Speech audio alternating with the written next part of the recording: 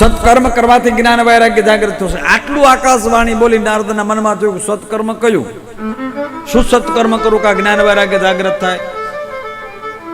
ફરવા લાગ્યા દેવર્ષિ નારદ, બધા પૂછવા લાગ્યા કઈ રીતે જ્ઞાન વૈરાગ્ય જાગૃત થાય.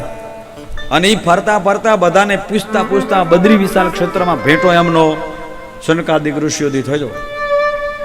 અને ઉદાસીનું કારણ પૂછ્યું, ભાઈ હું ઉદાસ મારા માટે નથી, જ્ઞાન વૈરાગ્ય બે ભાન અવસ્થામાં પડ્યા એના માટે ઉદાસ છું.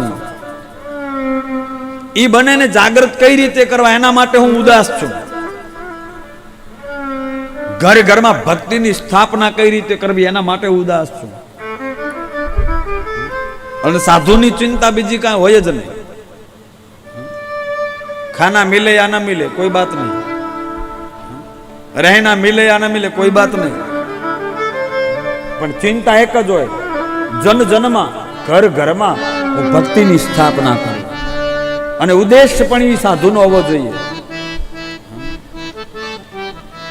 ઉદ્દેશ્ય સાધુનો કયો? ઘર ઘરમાં ભક્તિની સ્થાપના. સનકાદિક ઋષિઓ કહે કે આના માટે તમે આટલી મોટી ચિંતા કરો, આમાં ચિંતાનું કોઈ કારણ જ નથી. કેમ કે જ્ઞાન વૈરાગ્ય તો જાગૃત થવાના છે, પણ કઈ રીતે? બેભાન અવસ્થામાં યમુનાના કિનારે પડ્યા છે. બોલે જ્ઞાન વૈરાગ્યને જાગૃત કરવા માટે તમને જે આકાશવાણીએ સત્કર્મ કહ્યું છે એ સત્કર્મ બીજું કાંઈ નહીં. સત્કર્મ તમે જ્ઞાન યજ્ઞ કરો. કયો યજ્ઞ? જ્ઞાન યજ્ઞ કરો. અને જ્ઞાન યજ્ઞમાં શ્રીમદ ભાગવતની કથા કરો. ભાગવતની કથાથી જ્ઞાન વૈરાગ્ય જાગૃત થશે.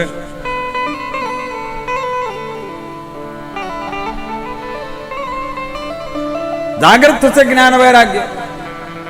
નારદજી હસવા લાગ્યા, કારણ કે નારદજીને ભાગવતની ખબર હતી, પિતાજી પાસેથી સાંભળેલું ભાગવત, ચતુશ્લોકી ભાગવત.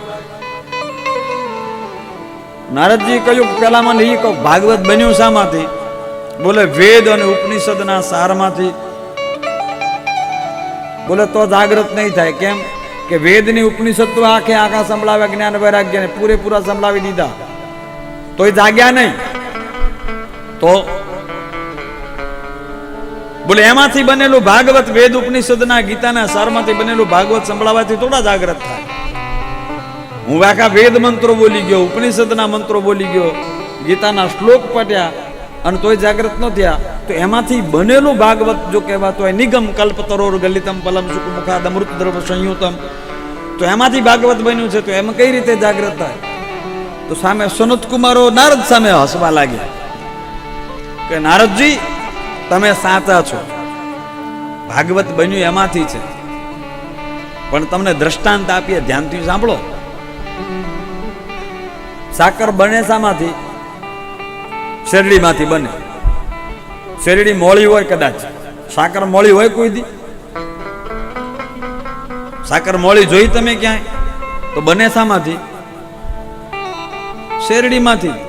પણ સાકર મીઠી એટલા માટે છે કે શેરડીનો ઈ સાર છે.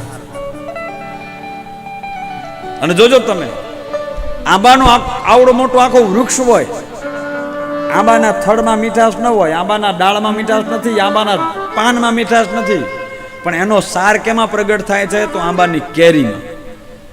પણ જેટલી કેરીમાં મીઠાશ હોય, એના ઝાડમાં, પાનમાં, એમાં મીઠાશ હોય. બને છે આંબામાંથી જ, રસ બધો એમાંથી જ પ્રગટ થાય છે, પણ જેટલી મીઠાશ એના સારમાં છે એટલી ઝાડમાં નથી. ત્રીજું દ્રષ્ટાંત આપ્યું. મારા ત્રીજું દ્રષ્ટાંત આપીએ કે માનો કે તમારે ઘરમાં અંધકાર છે, અંધકારને દૂર કરવો છે, અને તમારા દીવો પ્રગટાવવો છે. અંધકાર દૂર કરવા માટે તમે દીવો પ્રગટાવો, અને દીવો પ્રગટાવવા માટે તમે એક તપેલું લ્યો, તપેલાની અંદર તમે દૂધ લ્યો, એ આખું દૂધનું તમે તપેલું ભરી અને એમાં પછી તમે વાટ બનાવી અને વાટ એમાં બોળી અને દીવો પ્રગટાવો. દૂધમાં દીવો પ્રગટ છે? ન પ્રગટે. પણ દીવો પ્રગટાવો હોય તો શું કરવું? બોલે એના દૂધમાં એક ટીપું છાશ નાખી દો, એનું દહીં બની જાય. અને એ દહીં બને, એનું વલોણું કરો, એમાંથી તમે માખણ મેળવો, અને માખણને તમે તપાવો તો એક તપેલા દૂધમાંથી દહીં બને, દહીંનું માખણ બનાવો અને માખણમાંથી ભલે એક જ ચમચી ઘી નીકળે. એક ચમચી ઘી હોય તો દીવો પ્રગટે કે ન પ્રગટે? સાચું કહેજો. પ્રગટે? હાથે પ્રગટે?